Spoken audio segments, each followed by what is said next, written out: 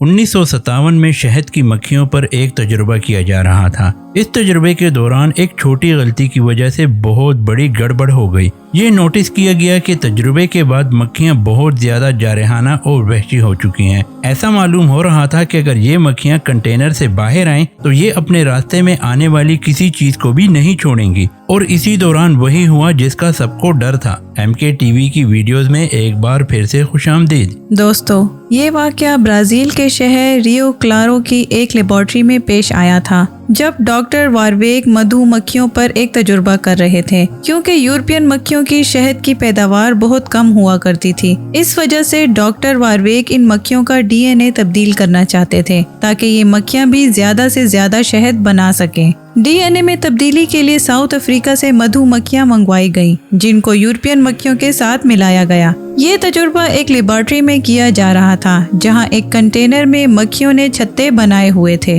ये तजुर्बा पूरी तरह से कामयाब हो चुका था और मक्खियों की इस नई नस्ल को अफ्रीकनाइज्ड बीज का नाम दे दिया गया। हर चीज बिल्कुल इस तरह हो रही थी जैसे सोचा गया था, लेकिन फिर अचानक डॉक्टर वारवेग के होश ये देखकर खता हो गए कि ये मक्खियां जरूरत से ज्यादा जारहाना हो रही हैं। इनका ये अजीब बर्ताव देखकर खौफ महसूस हो रहा था और तभी डॉक्टर ने फैसला किया कि वो इन अफ्रीकनाइज्ड मक्खियों को कंटेनर से बाहर नहीं निकालेंगे। लेकिन फिर वही हुआ जो नहीं होना चाहिए था। लैब वर्कर की गलती की वजह से मक्खियों का एक बहुत बड़ा झुंड कंटेनर से बाहर निकलने में कामयाब हो गया। मक्खियों की ये नई नस्ल कितनी ज्यादा खतरनाक थी, ये इनके बाहर निकलने के बाद ही मालूम पड़ा, क्योंकि निकलने के साथ ही मक्खियां लोगों पर हमलावर हो गई। इन मक्खियों को काबू करना अब किसी के बस की बात नहीं थी। उन्होंने अपने नए घर बना लिए और बहुत तेजी से बढ़ती चली गई। ब्राजील से बढ़ती बढ़ती अब ये मक्खियां अमेरिका में भी भारी मिकदार में फैल चुकी थीं,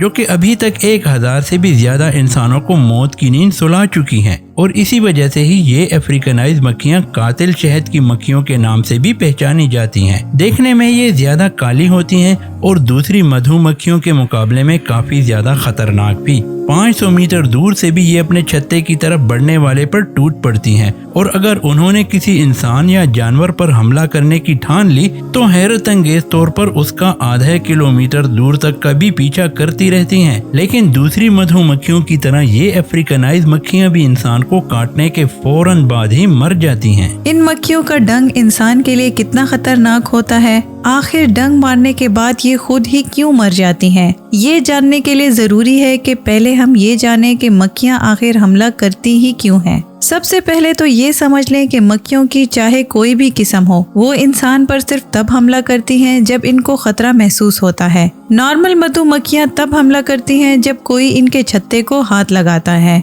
लेकिन अफ्रीकनाइज्ड मक्खियां क्योंकि जरूरत से ज्यादा जारहाना होती हैं, इस वजह से वो दूर से ही अपने छत्ते की तरफ बढ़ने वाले इंसान पर हमला कर लेती हैं, फिर बेशक कोई किसी और मकसद से ही क्यों ना गुजर रहा हो। जब ये मक्खियां फूलों से जर्ग इकट्ठा कर रही होती हैं, तब ये किसी को कोई नुकसान नहीं पहुंचाती, लेकिन अगर इसी दौरान कोई इनके ऊपर पाँव रख ले या इनके काम में रुकावट डाले तो फिर उनको गुस्सा आ जाता है और वो डंक मारे बगैर चैन से नहीं बैठती। लेकिन इनको इस बात का बिल्कुल भी अंदाजा नहीं होता कि डंक मारने के बाद ये खुद जिंदा नहीं बचेंगी। असल में इन मक्खियों का डंक एक खंजर या फिर दांतों वाले चाकू की तरह होता है, जिसके दांतों की सिमत ऊपर की तरफ होती है। जब ये अपना डंक इंसान के जिस्म में घुसा बैठती हैं तो डंक के दांत इंसान की खाल में फंस जाते हैं और इसी वजह से डंक का अब बाहर निकलना बहुत मुश्किल हो जाता है। मक्खी जब अपने डंक को बाहर निकालने के लिए जोर लगाती है तो वो डंक इंसान की खाल से बाहर निकलने की बजाय मक्खी के जिस्म से ही उखड़ जाता है।